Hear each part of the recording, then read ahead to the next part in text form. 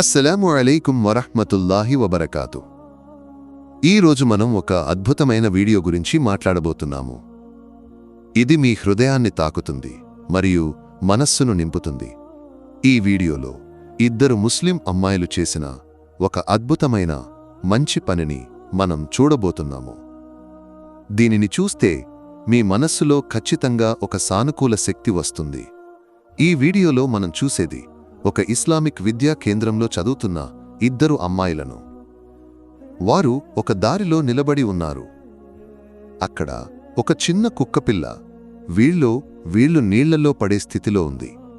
ఆ కుక్కపిల్ల బహుశా నీటి ప్రవాహంలో పడి ఈదుకుంటూ వెళ్ళిపోయి ఉండవచ్చు. కానీ ఈ అమ్మాయిలు దానిని రక్షించాలని నిర్ణయించారు. వారు ఆ కుక్కను ఎత్తుకొని ఒక సురక్షితమైన స్థలానికి తరలించి ఒక పెద్ద మంచి పని చేశారు. అదే సమయంలో అక్కడ ఒక వ్యక్తి వెళ్తున్నాడు.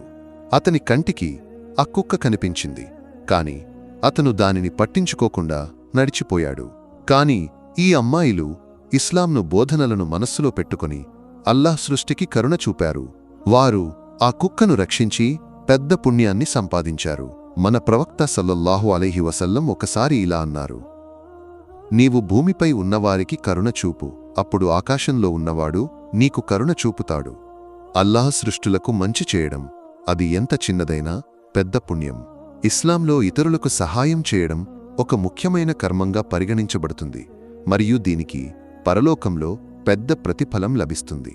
స్నేహితులారా, ఈ వీడియో గురించి మీ అభిప్రాయాన్ని కామెంట్ బాక్స్లో రాయండి.